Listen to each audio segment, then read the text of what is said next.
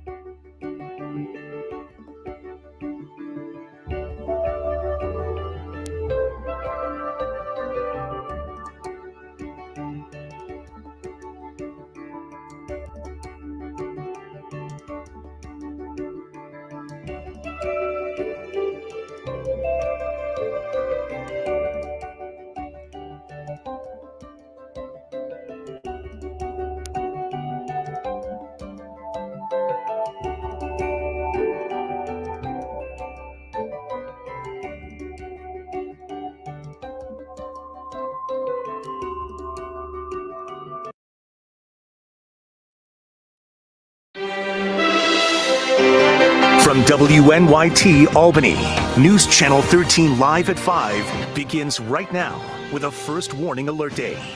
Thank you all so much for joining us this afternoon on our News Channel 13 YouTube channel. I'm Steve Coos. Rachel has the night off. Well, a first warning weather alert day has now been issued for the entire capital region due to the chance of us being hit by some heavy downpours and very strong winds. We're going to throw things over right now to our chief meteorologist, Paul Cayo. He's got a look at your first warning hour-by-hour forecast. How's it looking, Paul? Well, Steve, kind of stormy for a lot of places here in the Capital District. Some folks haven't seen anything yet. Others getting hit hard with that heavy rain and the winds you were talking about. Here's a look into a storm now out of Schenectady, just to the north of town, out by the Great Sacandaga Lake. There's actually two storms in the distance here on the CDPHP first warning cam. So some nasty weather heading into the Mohawk Valley around Amsterdam, eventually Schenectady, up toward Galway and Broad Alban. So one severe thunderstorm warning is in effect until 5:45. This one here is in effect until 5:15. On the first warning live Doppler, you can see the two storms. This one right over Broad Alban now in the Great Sacandaga Lake. This is the exact area that got hit very hard with those tornadoes a few weeks ago. These storms, no rotation in this one here, but it does have wind gusts of up to 60 miles an hour, which can do some damage. And of course, the heavy downpours and some hail. This storm here is also producing strong wind gusts of about 60. So Broad Alban in the short term, get ready for that rain and the heavy wind gusts. Pattersonville 518, Glenville 521, and 525 at Galway. The northern flank of this storm up here into the northern and western quadrant of Saratoga County will be moving toward Corinth. And you could see heavy rain and 60-mile-per-hour winds at Providence, Shaw Corners, Sky Ranch, and South Corinth until about a quarter after 5, Corinth at 5:21, and then Greenfield approaching 5:30. Again, heavy rain, gusty winds. We saw a little bit of rotation with this storm earlier, so we're going to watch for that. Additional storms down the line, so those will be moving through. Not severe yet, but you could see a good chunk of the capital region is under a severe thunderstorm watch until 8 o'clock tonight. So keep your eyes peeled, keep it here, and keep it on the First Warning Weather app for the latest weather conditions as they unfold into the evening. Much more on the complete forecast for the rest of the week coming up. Steve. That's important. We'll keep a close eye on it. Thank you, Paul. Well, today the city of Coos is going to have their public safety meeting, and this one comes with a special purpose because on the agenda are some recent events. Specifically, the meeting coming just days after this huge fight erupted outside of a funeral home in Coos.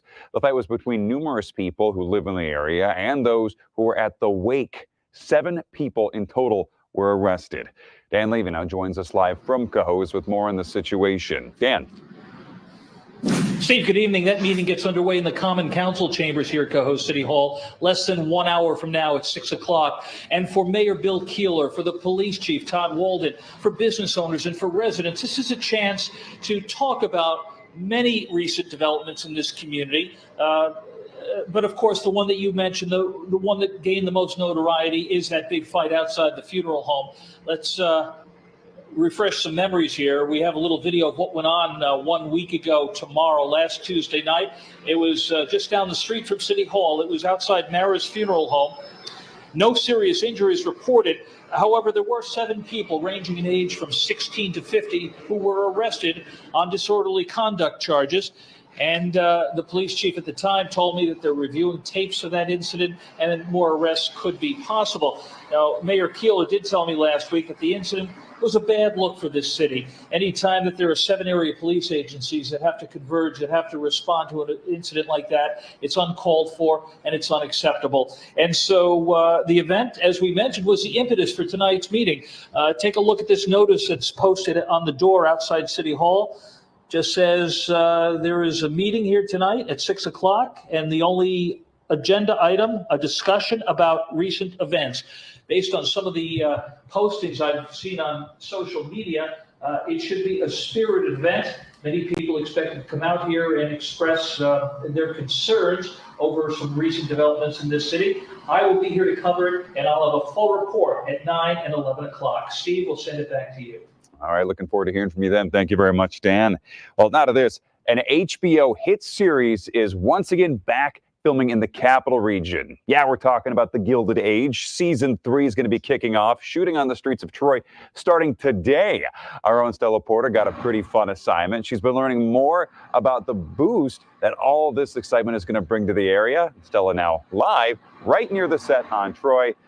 Stella, have you been able to make it over to the craft services table? Steal any snacks? Meet any stars?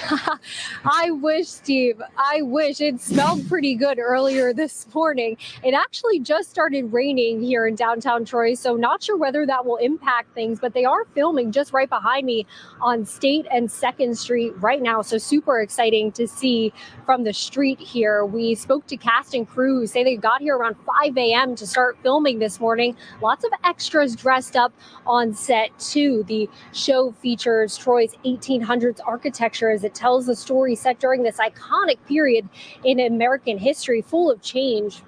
And production continues through most of the month through August. The city tells us some businesses see a double-digit boost during this time. We spoke to the owners of Jacob Alejandro Coffee Shop. They tell us the show is already drawing out-of-town customers. This morning I have 2 customers from LA because their brother lives in town, and they came in just to see the production, what is happening, because they're fans of the show. In the past, it was really helpful that once they've had a taste, and they keep coming back. Yeah. Really good for those businesses, and this season will feature even larger portions of Troy's east side, giving a new light to those parts of town when most of the filming previously had been done downtown here. The mayor tells us Pauling Avenue will be featured pretty prominently on season 3.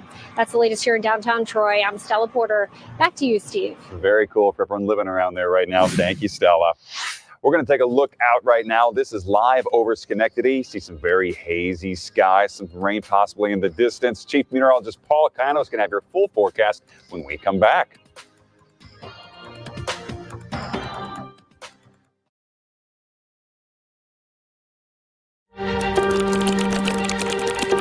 The viral nature of his obituary, I think, would have made him happy that he was finally able to not only come out, but come out big. We are all storytellers. Stories live inside the person who finds the strength to meet the challenge of the coming day. We're making this community strong. Stories live within the hearts of our neighbors. One Marine crawled Teddy's body and saved his life. Stories live within the minds of those who seek to make change. They only see one side of us. We're human too. We have families. And they live within the lives changed by a single defining moment. Be as generous and kind as you possibly can to one another. Stories live in each of us. We got a miracle. There's a story inside you. Hurrah. Tell the story. News Channel 13. Coverage you can trust.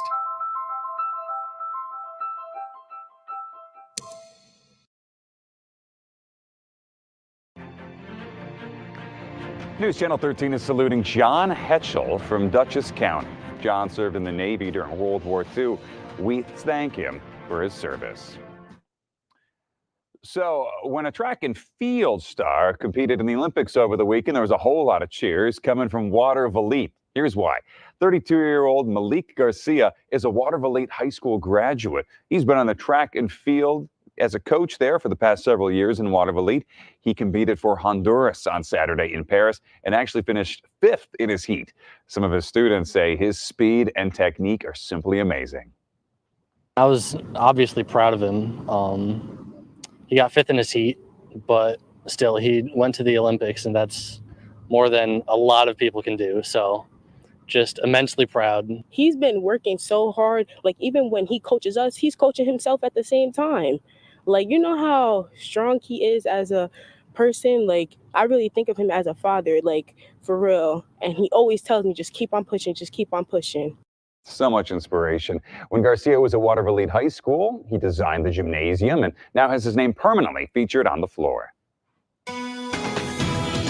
Now, your first warning forecast with Chief Meteorologist Paul Cayano. Well, we've been looking north from Schenectady into a couple of severe thunderstorms in the distance with a lot of heavy rain out here and gusty winds on the CDPHP first warning cam. This severe thunderstorm warning for a storm right over the Great Sacandaga Lake will expire at 5:45, so still some time. The northern severe thunderstorm is set to expire in a few minutes at 5:15. You can see the two storms. They're kind of merging into one now.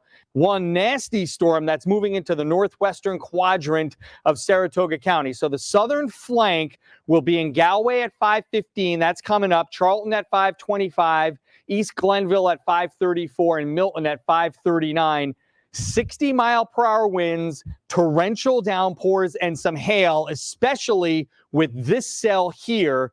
You could see the darker red, the purple color. That's where the best chance of hail is, just north of Providence, approaching 9W and over at to 9N. And you could see out toward the Corinth area getting ready for some very heavy rain in the next 5 or 10 minutes. Greenfield at 5:16, Palmer 5:18, Randall Corner 5:21, right into Saratoga Springs at about 5:30. Heads up, as there will be some heavy rain coming through and strong gusty winds, potentially up to 60 miles per hour. Here's the good news. The two storms merging into one, really the only severe weather on the map. The ones down here along 88 have sort of lessened in intensity. So while the rest of the region will still get some rain, I think the severe weather will be confined to the northern third of our area, Saratoga County, Warren County, and points east into Washington County.